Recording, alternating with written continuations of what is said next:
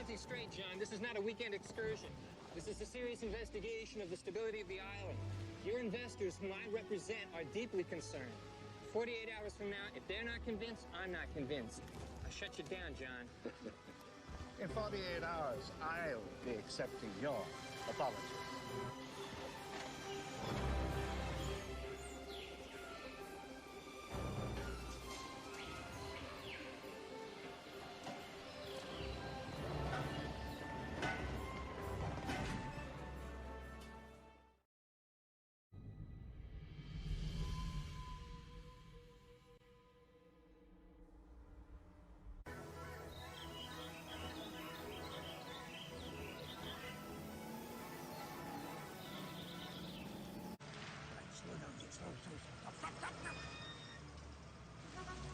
Shouldn't be here.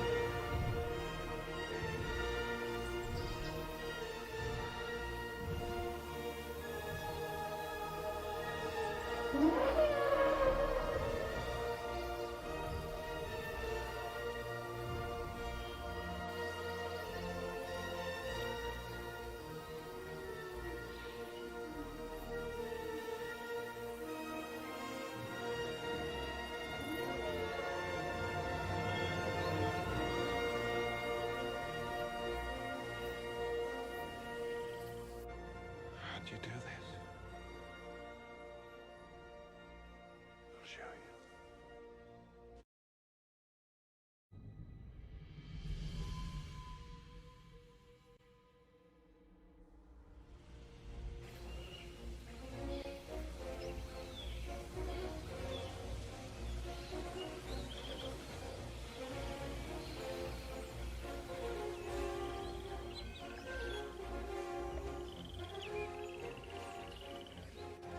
Most advanced amusement park in the entire world, incorporating all the latest technologies, and I'm not talking just about rides, you know. Everybody has rides. No, we've made living biological attractions so astounding that they'll capture the imagination of the entire planet. So what are you thinking? We're out of a job. Don't you mean extinct?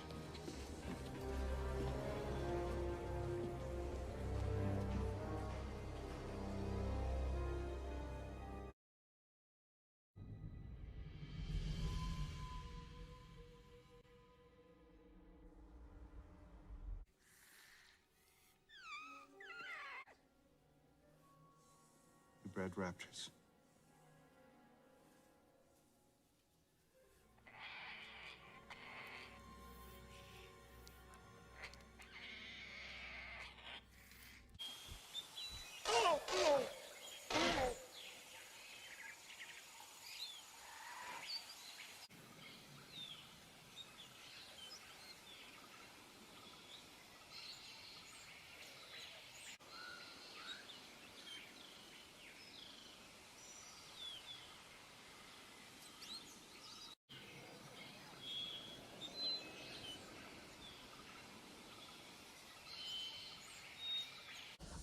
We laid on lunch for you before you set out into the park. Our gourmet chef, Alejandro. What are they doing? Oh.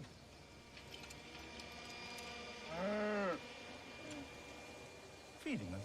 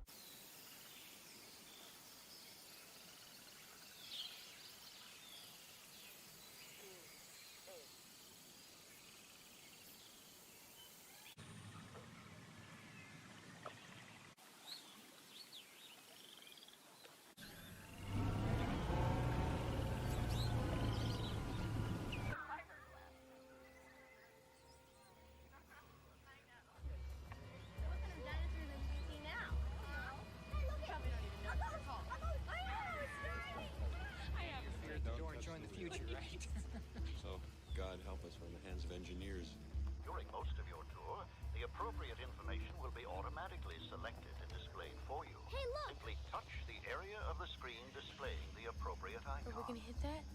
Welcome to Jurassic Park. What do they got in there, King Kong?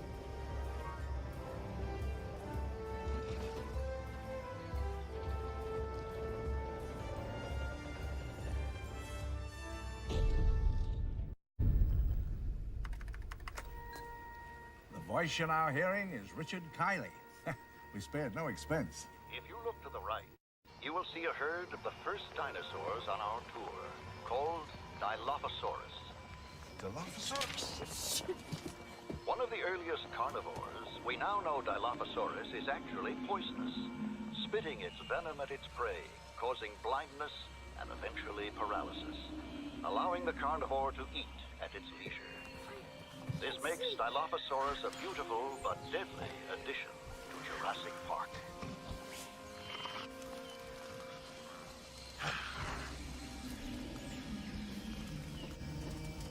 Alan. Where? Damn.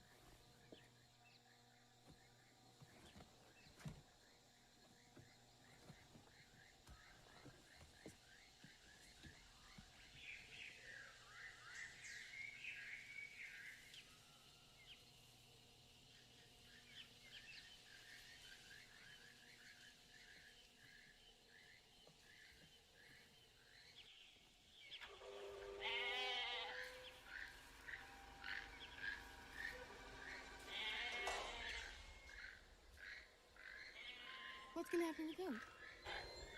He's gonna eat the goat? Excellent. What's the matter, kid? You never had lamb chops?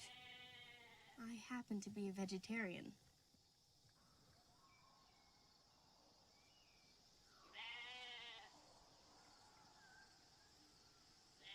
T-Rex doesn't want to be fat. He wants to hunt. Just suppress 65 million years of gut instinct.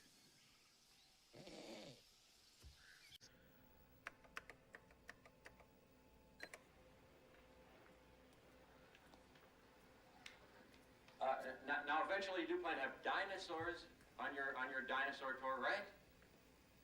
Hello? Hello? Yes? I really hate that man.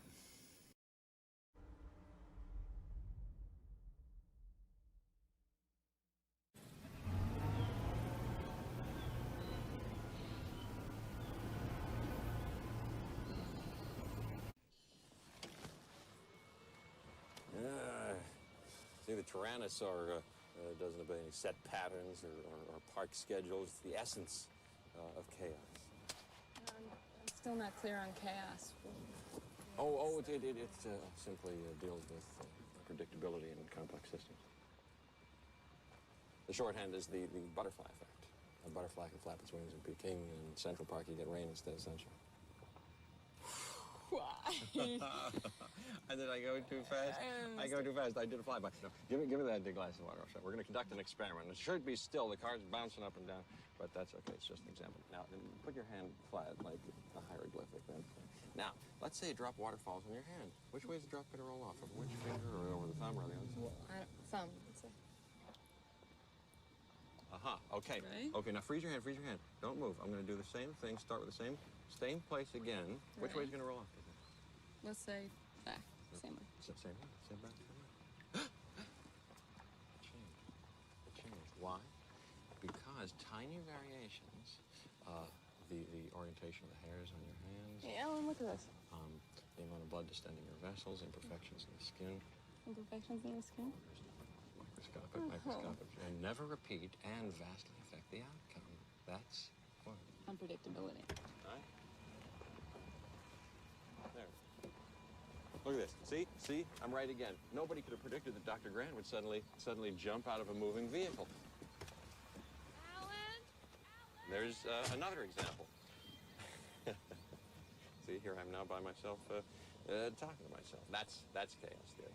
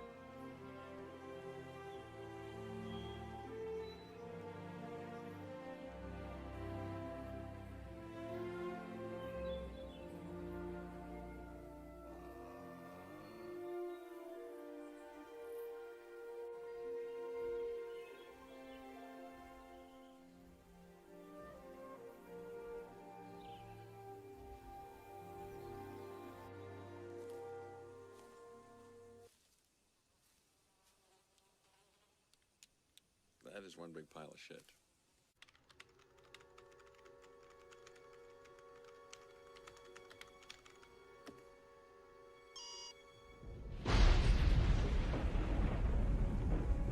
Doctors, if you please, I have to insist that we get moving.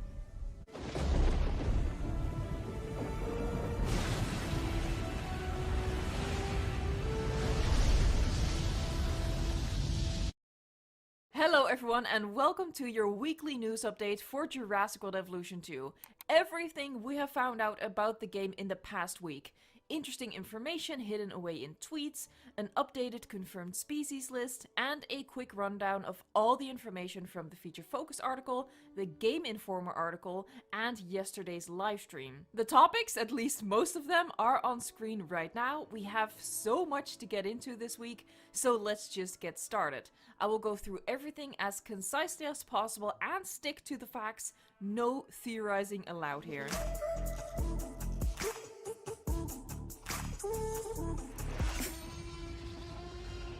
If you like having your information organized like this, subscribe to the channel. I'm bundling everything to avoid spamming you with a dozen videos a week, but of course I will still bring you the big news as soon as it comes out. We're starting today with some short Twitter tidbits based on questions I've gotten over the week. There is no release date announced yet. There are no plans to bring the game to Switch, but it is coming to PS4 and Xbox One, as well as next-gen consoles. There are 4 game modes: Sandbox, Challenge Mode, Campaign, and Chaos Theory Mode. And development for Jurassic World Evolution 1 has officially stopped. They are only doing bug fixes. The entire development team has been moved over to the sequel. Logical, but still something that needs to be said out loud because people are still expecting some things from the first game. Speaking of that first game, it is currently on sale, 75% off, including all of the DLCs. So especially if you are a PC player and you don't have the game on PC yet, I really recommend that you get it, even with Jurassic World Evolution 2 on the horizon. Something important and slightly worrisome to note is that during his 30-minute hands-off demonstration of Jurassic World Evolution 2, Andrew Reiner did not see any decorative items, benches, or trash bins. Instead, he refers to the items that are attached to the buildings, which we have some level of customization of. Hopefully, that is just something he wasn't shown during the short demonstration, and we will still get individual decorative items. But so far, no positive signs yet in that regard. As said, we got a highlights livestream yesterday. They aim to do these once a month on the last Friday of the month, so mark your calendars. While it is mostly highlights, they did sneak in some new information and released a new species field guide for the Amargasaurus. I dissected the entire species field guide in a separate video, so if you want to check that out, you can find it on the channel. Frontier also released a little article for the Amargasaurus with some information about the real animal, but more importantly for the purpose of this video, some info about how it will behave in the game. Amargasaurus is comfortable alone or in small groups of other individuals. They require a moderately sized enclosure with plenty of plants and greenery. Being sauropods, they only eat greens and leaves, but won't reach the tallest treetops because of their size. They get along well with other herbivores and are generally peaceful dinosaurs that should be fairly easy to take care of. Back to yesterday's livestream. They were very secretive about a person coming to do voiceover work for the game while the announcement at Summer Games Fest was happening, so it looks like a surprising person might appear in the game. Frontier has the people who worked on the first Jurassic World Evolution working on the sequel, but they also have new people on the team who give them new perspectives. Overall, the sequel focuses on 4 key areas and aims to push the frontier on all of these areas. They said they want everything to be a big leap forward, a big improvement. They are building on the foundation of the original, but are working to make everything much better. The 4 key areas are authentic narrative, enhanced creativity, deeper management, and realistic dinosaurs. The narrative is a completely original story that takes place after the events of Fallen Kingdom and sort of marries the history of the movies with the history in the game. It does acknowledge that we've been building on Penna and Tucanio and all the other islands, which was kind of an alternative universe to what happens in the movie universe, but it still lines up with where the story in the movies is going. That does mean there is a bit of a fuzzy time jump between the events of the first game and the events of the sequel. They mentioned like 5 or 10 years. During campaign, we will be dealing with the crisis of the escaped dinosaurs, and we won't so much be building pretty theme parks as facilities to deal with those escaped dinosaurs. We will also be focusing more on dinosaur welfare than the entertainment of our guests. Chaos Theory takes us through key moments in the movies, but with a twist. Challenge mode is described as classic challenge mode, but a bit more interesting and different. It will still have the different difficulty levels, and we will still be getting contracts. Contracts are no longer a thing in campaign mode though. Of course, the final mode is Sandbox, where we get to build the dinosaur parks of our dreams. Now back to the 4 key areas for improvement. We've discussed the narrative element, and next is enhanced creativity. We get a lot more extra tools and functions for customization to build that dream park. Third is deeper management.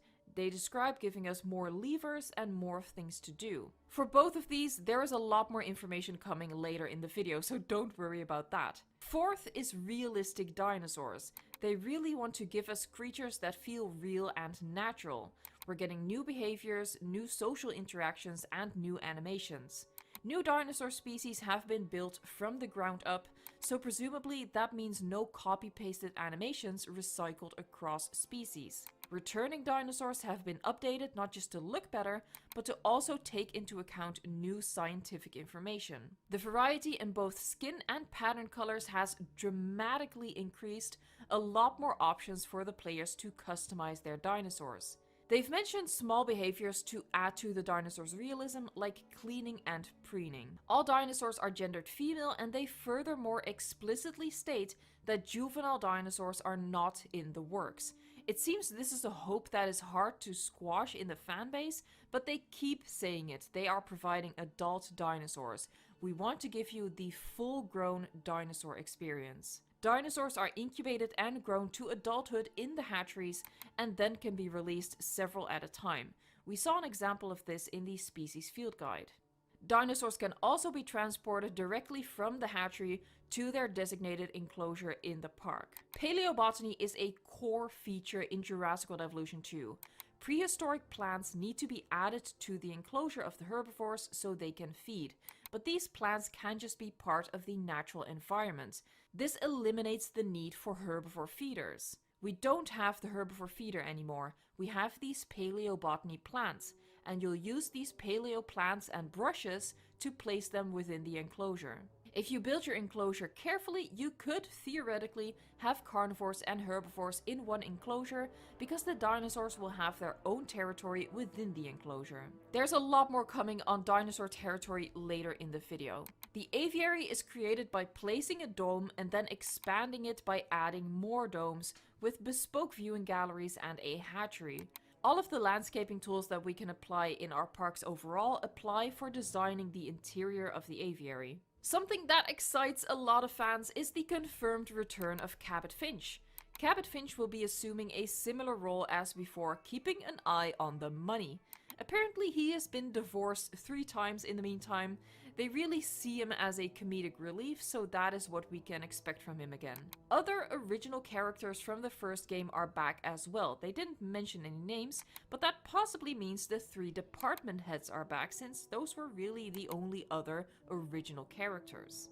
That was all from the livestream, but there is so much more to get into, especially when it comes to park management, customization, and dinosaur territories. Lots of interesting stuff that was covered in the articles we got during the week. Next up is a combination of the information we get from the Game Informer article and the Feature Focus article. I grouped the information based on the topic. Because there is so much information, I'm narrating a short summary, like a Cliff Notes version, while showing you the full quote on screen. I hope that's not confusing, that the words on screen are different from what I'm saying, but it's the fastest way to give you the information, namely through narration, while also showing you the quote for full transparency. You can just pause the video if you're interested in reading the full text. Anything that was also covered during the livestream I left out in this part because I've already given you that information. First, the new confirmed species are Acrocanthosaurus, Allosaurus, Ankylosaurus, Baryonyx, Camarasaurus, and the raptors. No images, they are confirmed in text only. That means this is our new confirmed species list.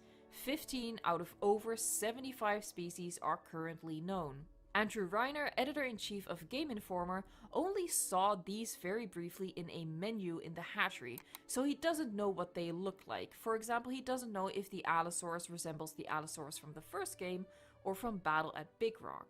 Interestingly, since he saw them in alphabetical order in the hatchery, Apatosaurus and Archaeornithomimus are missing, although I'm fairly sure that especially the Apato will still make it into the game in the end, but it is an interesting omission here. No theories, we have no time for theories, only for the cold hard facts. All the maps in the sequel will be a lot bigger than the maps in the original version of the game. Similar to Jurassic World Evolution 1, we go digging for dinosaur fossils to get our dino DNA. The process of creating a dinosaur is split into 2 phases.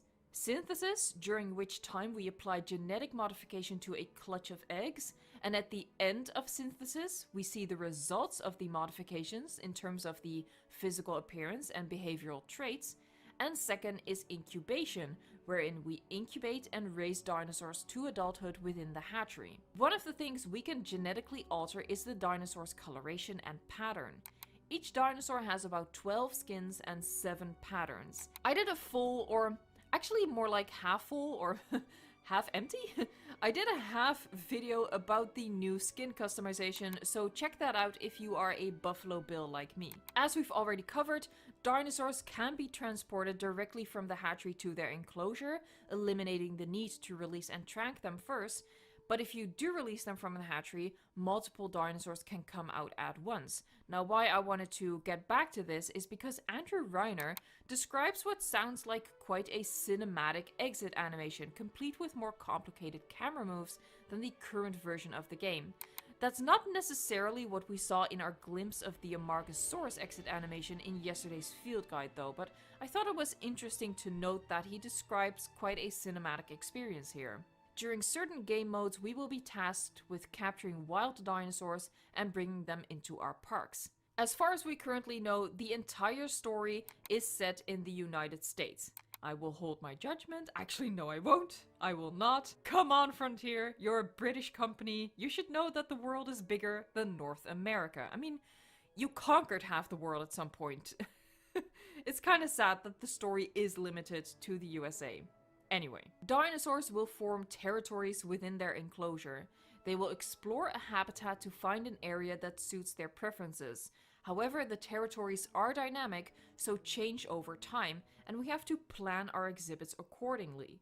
We get more exhibit decorations to work with, such as a bigger selection of rocks. Some dinosaurs can live together harmoniously and will act as a proper herd, while other species will clash and end up fighting for dominance over the territory.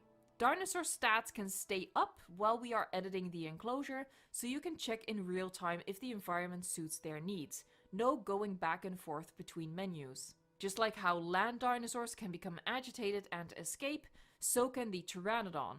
Instead of just flying away, we have to recapture them. The dinosaurs have new animations for resting, socializing, walking, running, hunting, and fighting, all with the goal of making them more realistic. Certain carnivorous species, including but not limited to raptors, are capable of pack hunting. Hunting and fighting overall will be much more dynamic and improved over the current version of the game.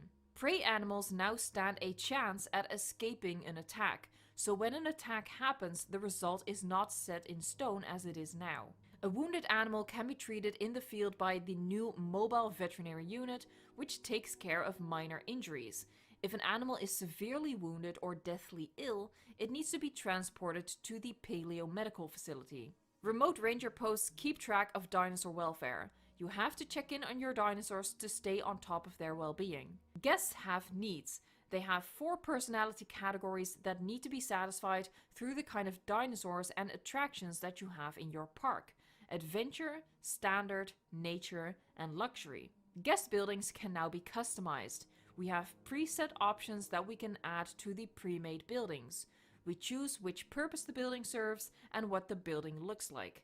This includes selecting colors for the individual parts of the building by way of a color wheel.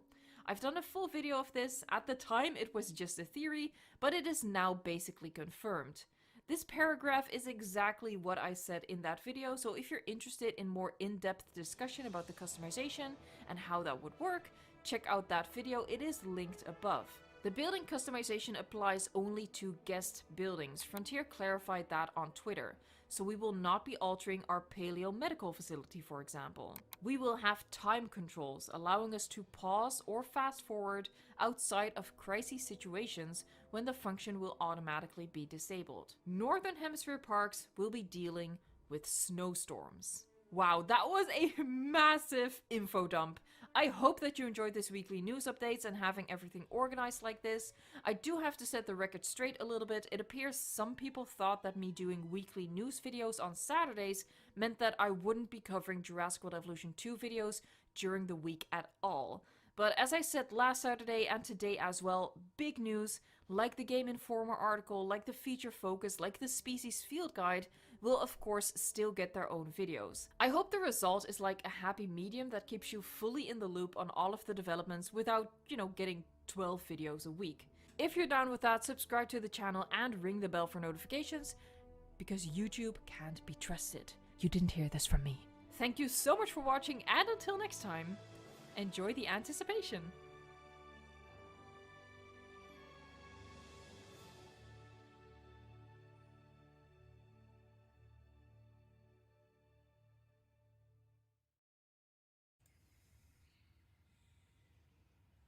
Hello everyone and welcome to another magical life.